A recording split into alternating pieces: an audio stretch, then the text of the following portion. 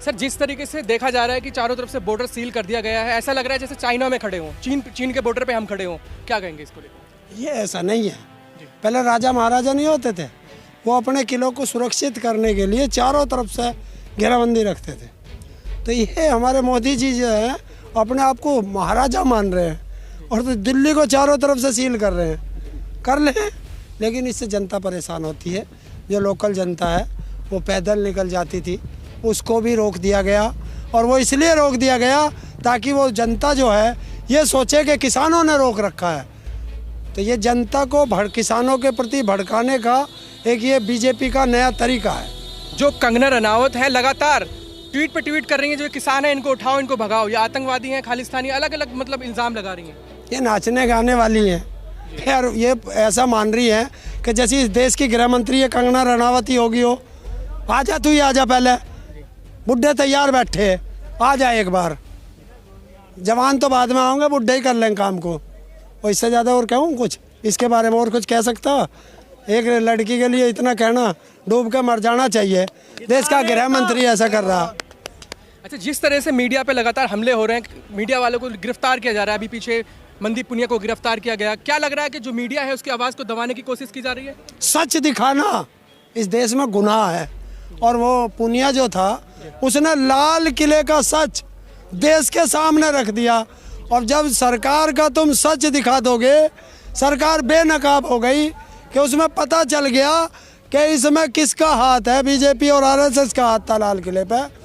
तो सरकार ने सोचा ये तो उल्टा पड़ गया था, तो उसने पत्रकारों को दबाना शुरू कर दिया। क्योंकि जो जिसे तुम मेन स्ट्रीम कहते हो, कोई गोदी मीडिया कहता है, लेकिन वो मोदी मीडिया है। तो मोदी मीडिया कैसे दिखा देगा? मोदी मीडिया वाले आएंगे, जिधर एक तंबू लग रहा होगा ना, उधर की फ़ोटो खींच लेंगे। किसान तो गए, उसे ये दिखाई नहीं देता नीचे क्या पड़ा है, तुम्हारा बाप ही तो सारा नीचे लौट रहा है यही। तो ये एक गलत तरीका है उनका, तो वो दिखाते हैं। और जो सोशल मीडिया है, ये सोशल मीडिया को दबाना चाहते हैं, क्योंकि सोशल मीडिया सच दिखाता है। हम सोशल मीडिया से कहते हैं हमारे फेवर में मत दिखाना, सच दिखाओ। सच, देश की जनता को सच पता चलना चाहिए कि बॉर्डर पे कौन है, तो वो उसको दबाना चाहते हैं। जो गाजियाबाद के बीजेपी के जो विधायक हैं लोनी से, वो ये बोल रहे हैं कि यहाँ जो बैठे हुए किसान हैं इनको जल्दी उठाओ, इन पे कार्रवाई करो, इनको जेल में डालो। करेगा कौन? बीजेपी की सरकार, केंद्र में भी बीजेपी की सरकार, उत्तर प्रदेश में भी बीजेपी की सरकार, हरियाणा में भी बीजेपी की सरकार। कार्रवाई कौन करेगा? ट्रम्प आके करा ले, उसके बाप बैठे। अरे गृह मंत्री उसका बाप, मुख्यमंत्री उसका बाप, कराता क्यों ना? अब कर तो दिया उसी की बिरादरी ने। वो कह रहा था मेरी बिरादरी मेरी साथ है, उसी की बिरादरी ने घर उसका बहिष्कार कर दिया। गांव-गांव में बैनर बोर्ड लग गए कि तुम्हारी एंट्री बंद। अब कर लो, हमारा तो ठावे था क्या, अब खुद ही उठ गया। अभी 3 दिन पहले मोदी जी ने मन की बात की और बोल रहे हैं कि जो बिल है वो किसानों के हित में है। अरे ये तो वे सारे बीजेपी वाले कह रहे हैं कि बिल अच्छा है, पर कैसे अच्छा है ये तो उनके बाप को भी नहीं पता। अब से लगभग 70 दिन हो चुके हैं, अभी तक कोई बात नहीं बनी है। क्या लग रहा है, जीत होगी? आपको लगा किसान हार गया, समझ ले हिंदुस्तान उसी दिन मर गया। अगर किसान हार गया तो समझ लीजिए हिंदुस्तान मर गया। अगर किसान नहीं रहेगा तो रोटी कौन पैदा करेगा? और जब रोटी नहीं होगी तो हिंदुस्तान में जनसंख्या कहाँ बचेगी? मर जाएंगे सब। तो हिंदुस्तान में किसान जीतेगा। और ना इसमें हार और जीत की बात नहीं है, ना सरकार के हारने की बात है, ना किसान के जीतने की बात है। ये बिलों की लड़ाई है और इन बिलों को हम वापस करा के एमएसपी पे कानून बना के, स्वामीनाथन रिपोर्ट संपूर्ण रूप से लागू करा के, एनआईए के नोटिस वापस करा के, किसानों पे एफआईआर वापस करा के घर को चलेंगे। अच्छा, आपने कहा 17 मार्च को फिर एक आप धरना करने जा रहे हैं, क्या है पूरा मामला, पूरा सब? देखिए 17 मार्च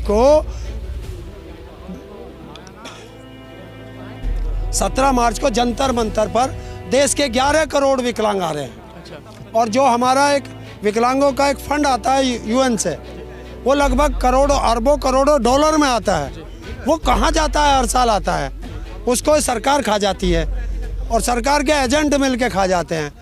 यहाँ पे दुनिया में सबसे कमज़ोर कड़ी विकलांग से कमज़ोर है कोई?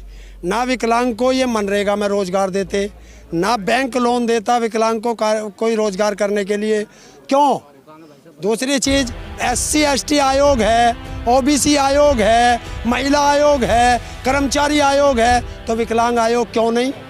जब तुमने मोदी जी 2016 में विकलांग अधिकार अधिनियम 2016 पास किया तो वो आज तक ज़मीनी स्तर पर लागू क्यों नहीं है? हमारा नौकरियों में 4% आरक्षण संविधान के अंतर्गत है, ये वो भी नहीं पूरा करते क्यों?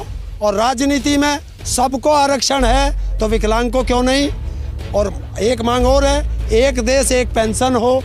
बिहार में 400 रुपये विकलांग की पेंशन है, उत्तर प्रदेश में 500 रुपये है, राजस्थान में 750 है, उत्तराखंड में 1000 है, दिल्ली में 2500 है, तेलंगाना में 3000 है, हरियाणा में 2250 है, महाराष्ट्र में 1250 है।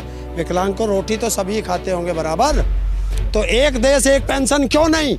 इन सब मांगों को लेकर 17 मार्च 2021 को देश का 11 करोड़ विकलांग दिल्ली में आ रहा है और एक एक पैसे का हिसाब लेगा, एक एक अधिकार का हिसाब लेगा। और जब तक नहीं उठेगा, जब तक सरकार नहीं मान जाती, आर है या पार। अच्छा, आगे की रणनीति क्या है? मतलब जो आंदोलन चल रहा है किस तरह से? आगे की रणनीति क्या है?